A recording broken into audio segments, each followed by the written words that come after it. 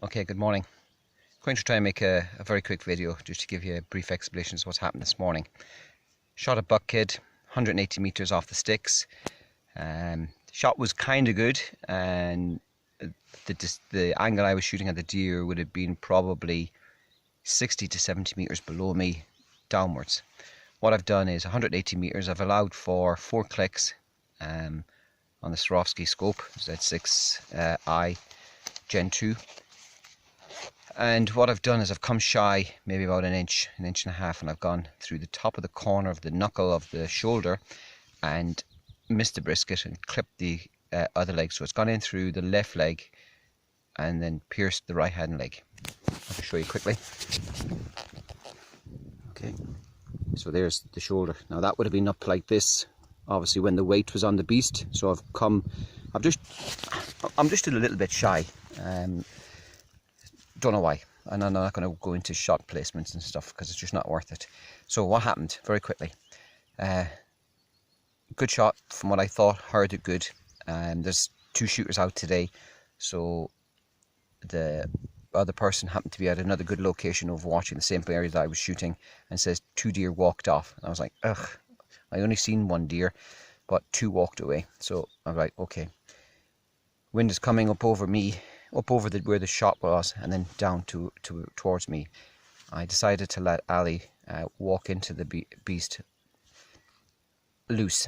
Now, there's reasons why we do things. I do things, and I don't care. I'm here for criticism, and I don't really care what people think.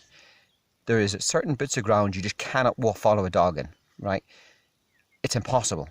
I can't walk across this stuff fast. Ali can. Now, I'm not going to be attached to a dog on a harness when I can't move. Now, I don't care what you say, it just is impossible. This is why we have dogs that can run after deer, and not only are tracking dogs, but they're fast, long-legged dogs. Germans love them. I've had several meetings with Germans, and they all say you need long-legged dogs. So end of discussion with that. I don't care what you say. Anyway, good angle. I can see her. Other shooter can see her.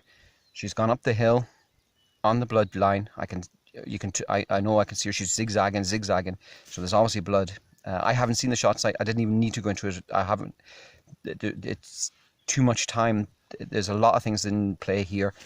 I set the dog off. Off it went up the hill into the thicket. Unbelievable. 2 seconds, 3 seconds, and I'm watching on the tracker, and she's gone in. Maybe she's gone from me. Maybe 450, 500 meters into the track now, and all of a sudden I start hear Ali reporting back to me, barking. She's on the chase of a deer. I can hear it bark, 3 to 4 seconds. Then all of a sudden, out of the thicket comes the deer, and all I can see is the side of the beast, red, claret all over the side of it. So I'm fairly happy at that stage. At least we're in the right area, right deer. So what then happens is the deer comes down through the restock, and you've no idea what this stuff is like. Deer is just gliding across it. Look at that wound. You know, there's the other leg. It's gliding across restock like you've never seen in your life. Ali's in tow, ran 300 meters away the opposite direction to me, so that's about 800 meters from me now. She turned the beast. It ran back another 700 meters. Came to a grinding halt. Ali sat back over the beast, which is now about 400 meters from me. I've ran up the hill to get to it. Couldn't see it, unfortunately. Ali's sitting beside it, just holding it in position, but not on the beast, because it's a buck. She knows not to go near, and it's obviously lively, so she doesn't want to get hurt herself. Now, obviously, it's a buck kid, but they're all, seriously, when they're a bit lively, they can hurt the dogs. So she's sitting on it. I get up close. I couldn't get the sticks on the rifle onto it. So what then happened was the second gun has said to me, you know, it's gone firm. I've walked forward as slow as I can, pace by pace, step by step, and then it gets up and runs. I don't speak to the dog. Never speak to the dog when it's in the middle of a run or a hetz, because the dog will think you're telling it off. Never opened my mouth. Ali was on its tail again and ran about 200 meters, and I heard the kid screaming. I was like, oh, brilliant. But then, gosh, it got away again off of her. Not through Ali's fault, I'm sure. I couldn't see, so I don't know what happened. But again, probably a bit livelier than she would want it to be.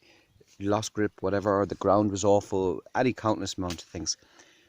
Went another 500 meters, and then came to a grinding halt with Ali on top of it. Unbelievable. I don't know. I've got the map here. I'll have to work it out and do it. But the best part of maybe 3, 5, 8, 12, let's say 1,000 meter hot, warm, hot heads, right on its tail all the way. Absolutely outstanding. She's up there. She's cooled down. I've got her lying down now and cooling down. I'll give her millions of petting. You've never seen that in your life. I'm the proudest owner of a dog. Now, a lot of people will say, well, I don't care what you think. I'm here. I know the situation. I'm doing it the way I think should be done. I know the ground. I know there's no way I could track it with a harness. It's not going to happen.